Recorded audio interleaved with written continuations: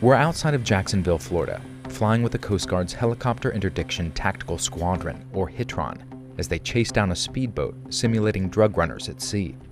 These are the counter-drug cops of the high seas. They intercept suspicious boats, seize illegal narcotics, and arrest suspected drug smugglers to try to bring them to justice. The gunner aims for the engines. We don't intentionally shoot to hurt, kill, injure anybody. Our primary target is going to be the engine. Today, they're practicing on a common smuggler's tactic, using their bodies to shield the motors from gunfire. They do this because they know the Coast Guard will do what they can to avoid casualties. And you're taking extra caution not to hit any people on board these suspected drug boats? Correct. Why is that? I just joined a life-saving service, that's really it. The Pentagon has been striking the same type of speedboats the Coast Guard is targeting, declaring drug smugglers unlawful combatants in order to justify the operation.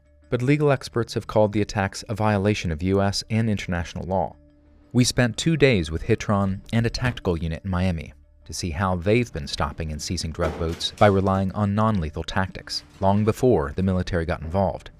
For the past several months, the Coast Guard has focused its counter-drug efforts in the Eastern Pacific. Over 70% of cocaine destined for the U.S. is trafficked through here up to Mexico. We're formally classifying fentanyl as a weapon of mass destruction. President Trump has cited fentanyl deaths to justify the lethal boat strikes. But boats that have been targeted were said to be carrying cocaine, not fentanyl. In early December, the Coast Guard seized a boat with 20,000 pounds of cocaine, one of its largest hauls ever. 2 days later, in the same region, the U.S. military struck an alleged drug boat, killing everyone on board. I asked the Coast Guard about its mission and legal protocols to stop the boats, seize the drugs, and collect evidence that can be used to prosecute smugglers in court. It's the nature of law enforcement. No law enforcement officer ever goes into a scenario looking to throw restraint to the wind. And they've had a record-breaking year. The Coast Guard seized nearly $4 billion worth of narcotics, about 4 times their annual average, and detained 279 alleged drug traffickers. In a lounge above the hangar, Captain Broadhurst showed us videos of the methods his squad has honed over 3 decades at sea. Has anyone ever successfully evaded a HITRON unit?